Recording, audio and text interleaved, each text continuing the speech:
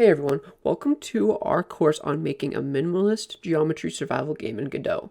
And we're going to be doing it from scratch, and we're going to try not using any actual assets at all, and try building our visuals with basic geometry.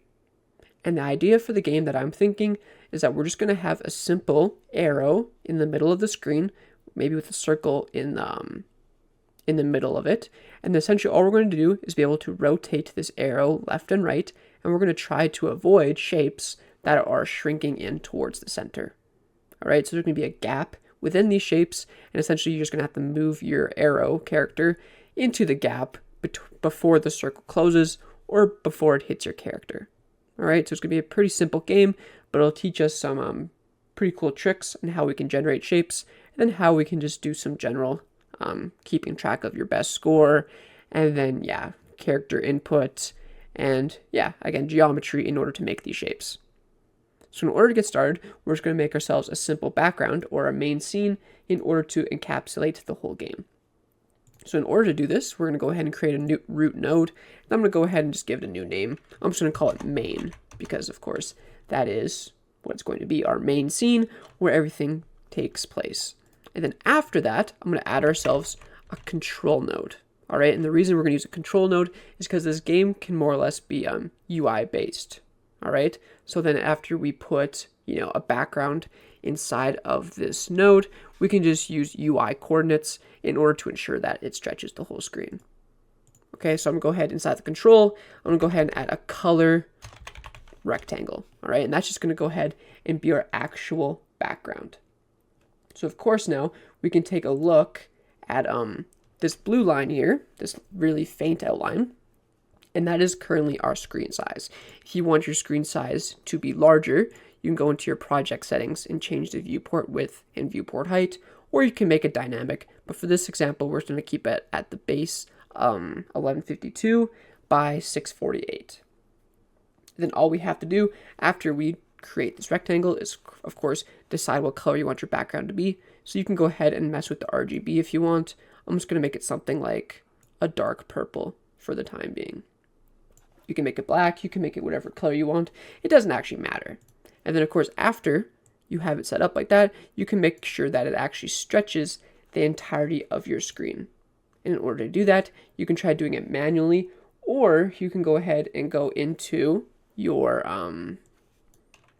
settings or the inspector on the right side, and then you can put input values in order to actually change the dimensions of it. So I can go ahead and say 28.745, and then for the Y, we'll do 16.175, and that should make it span the exact amount of pixels that we need. Okay, so you can just plug those values in yourself, or you can go ahead and just mess with it manually. Okay, so then after we do that, I think it should be a little bit darker, so I'll go ahead and make our background even darker than before. And with that in mind, we now have ourselves a nice background to base our game off of. So we can go ahead and hit the play button to see how it actually looks. Then of course it says no main scene has ever been defined. We'll just say select the current, because that is our main scene, and we'll go ahead and call it main.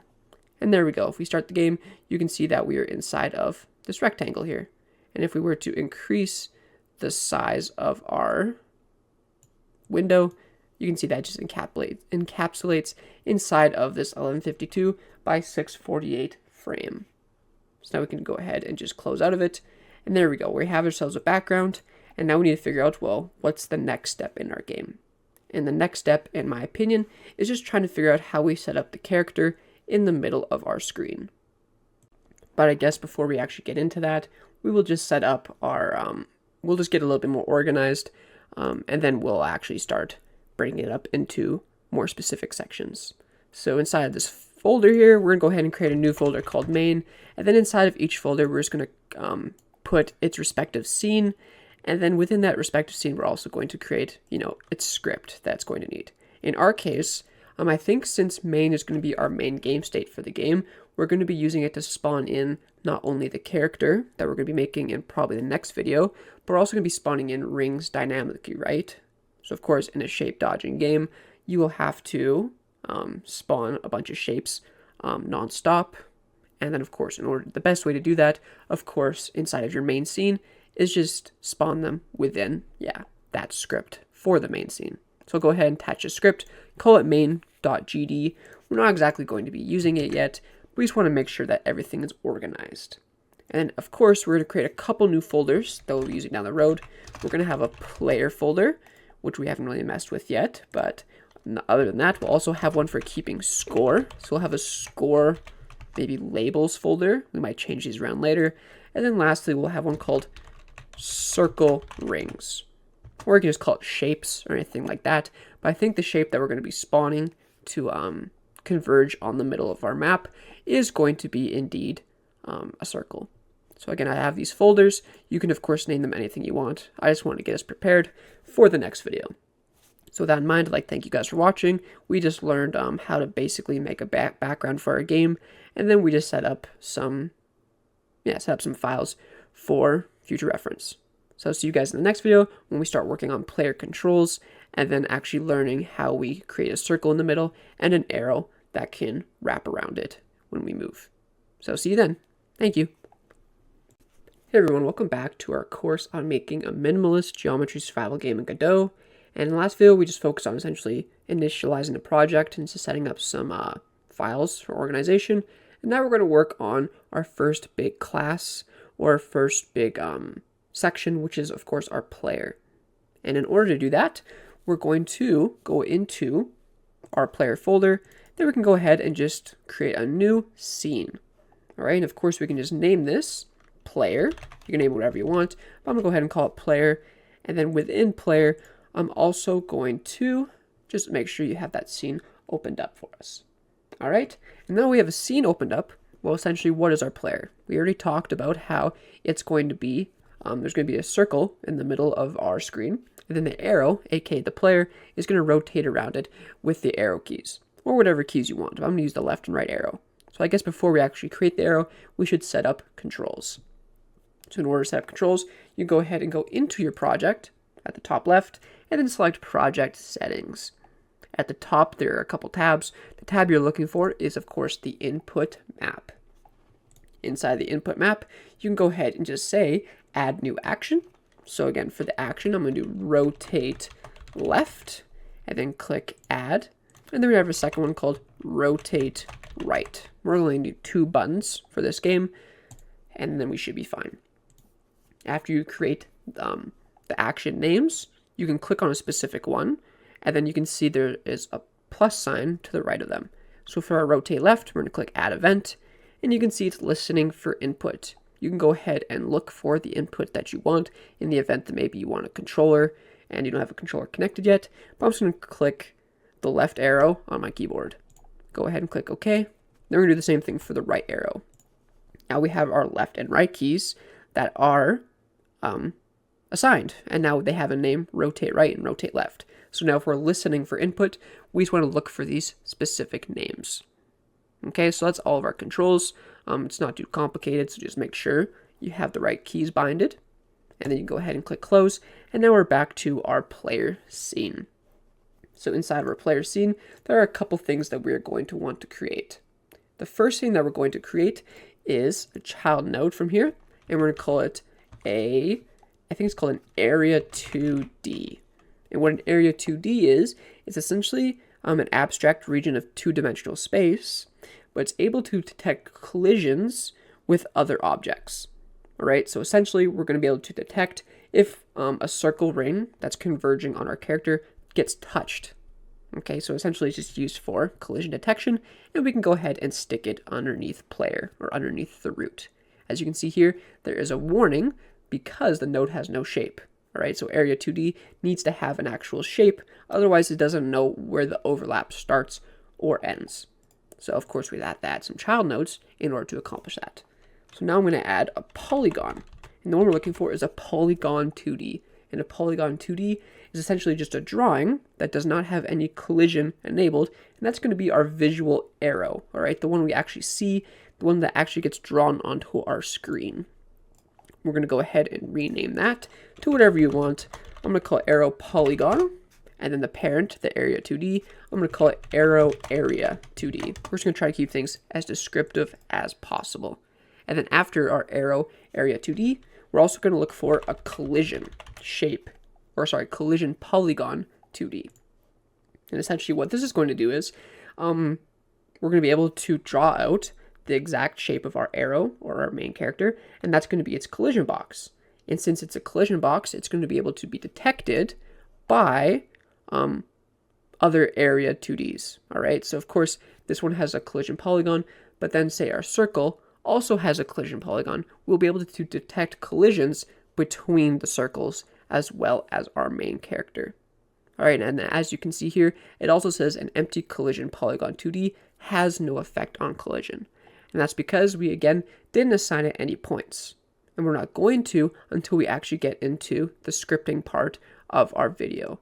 And that's just because we're going to be assigning everything dynamically, because that just makes the most sense to me. And then just make sure that every point is very precise. So I guess we can go ahead and just rename this one as well to keep things consistent. We'll call it arrow collision. And then of course, now we're going to click on the arrow polygon. And at the bottom, there should be a tab called polygon where you can draw the actual shape.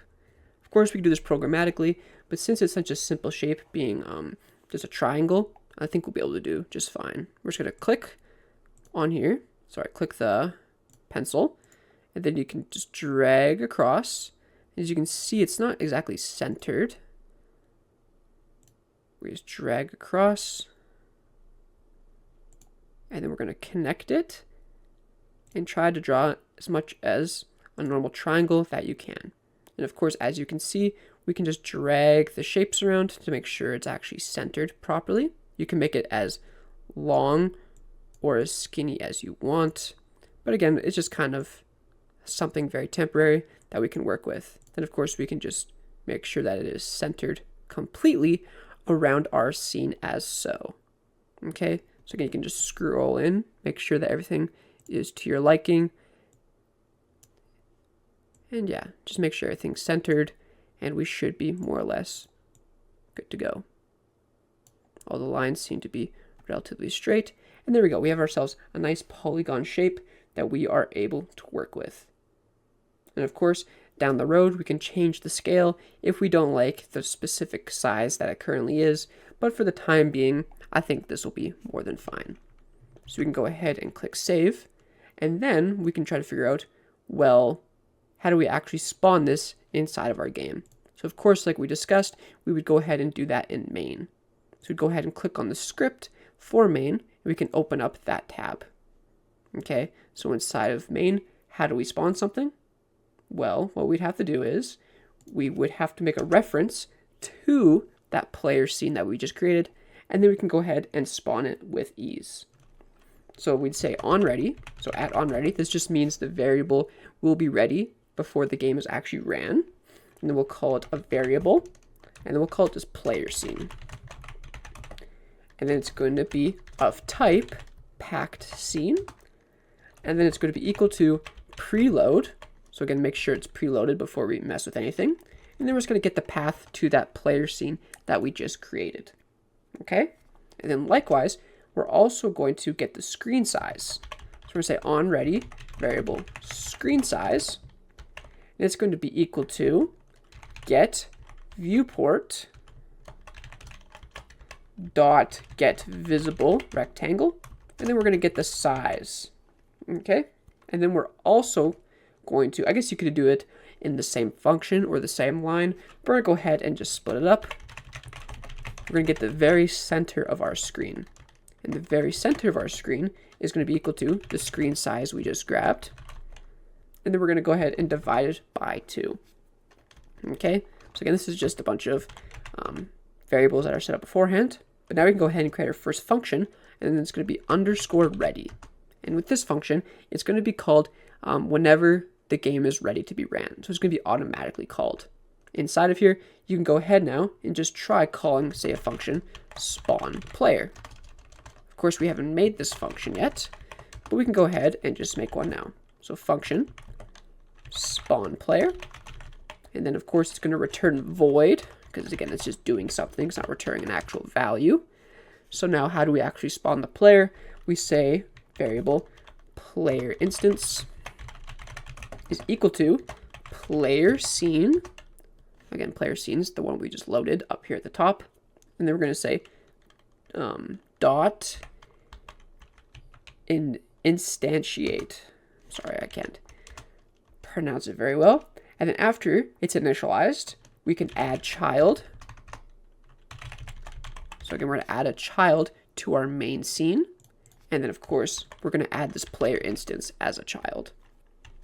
And then last thing we're going to do is player instance dot global position. And then we're going to make it equal to the center coordinates that we calculated. And with that in mind, we can go ahead and click save and click play. And then as you can see, there is an arrow that is spawned in the middle of our screen exactly as intended. You can see if you zoom in or look very closely, maybe the edges aren't super smoothed out, but for the time being, I think we're going to be happy with this. So now our next step is we have the arrow that actually gets spawned inside of our main script, but now we need a player script in order to draw the circle that it's going to be circling around. And then of course any logic that has to do with collisions, or of course our player controls when we turn left or right. Again, we'll probably just split it up into 2 videos, but what we're going to do is we're going to get our player class, and we're also going to attach a script to it, and we're just going to call it player.gd, and we should be good to go. So then again, it extends node2d, and then what we're going to do is go ahead and decide, well, how big do we want our circle to be? And of course, we can just mess with this as we go. So the first thing I'm going to do is add export, and then variable radius of type float. And we'll just set something abstract like 50. Again, we don't really know, so we'll do a float value of 50. And the reason we use export, this just means inside of our editor, we can change this value, and then of course our game will just respond accordingly very fast for testing purposes. But overall, I don't think we'll actually need it too much. And then of course we'll also have an export for the color of our circle. Again, we could have done this for a player as well, but we'll just do it for the circle for now. The color is going to be color.white. You can again use any color you want, but we'll just try to keep white objects on the darker purple background. And then lastly, we're going to get export variable spawn location, and this spawn location will be relative to the player scene, not the main scene. So then we'll make it of type vector2, so x and y coordinate, and we'll just make it equal to vector2.0, which is just 0, 0. All right, so now we have some of our variables. Now we're going to go ahead and try to figure out, well, how do we spawn this? And the easiest way to do it is actually another pre-made function that Godot has, which is draw. This is just, again, a drawing. It isn't actually a node with any logic or collision or anything like that. It's just purely visual, okay? Because we don't need the circle for collision. All we care about is colliding with our arrow that we created. So we have our draw function. We go ahead and just call this void. And then there is a function called draw circle, lucky enough for us. So of course, we're going to spawn it. I guess I can just close out for a second. You can see it's taking in position, radius, color, filled, etc., etc. The only things we're going to pass in are the location being spawn location, the radius being the radius we decided at the top, and then the color being the color we applied at the top. You can go ahead and add more if you'd like, but this should be more than fine. If I go ahead and press play again, this node will run separately from the main scene, but since the main scene spawns the player scene, it'll run afterwards. So I'll go ahead and click play, and you can see now there is a circle in the middle of our screen. There used to be an arrow, but of course it's just overlapping it right now because it is, I guess, much larger. So again, to make our arrow visible, we will have to offset it by a certain amount of pixels so it can rotate around our circle when we hit certain controls. But with that in mind, I think we're going to go ahead and leave that for the next video. Not only did we get the appropriate scripts and visuals created, but now in the next video, we're set up for actually working with the controls and allowing our arrow to move around the circle depending on which input is pressed. So of course, it might not make a lot of sense right now, but in the next video, it'll start to come together much more clearly, and then you can see what we're trying to accomplish. All right, so I'd like to thank you guys for watching, and I'll see you guys in the next video when we tackle that issue. Thank you.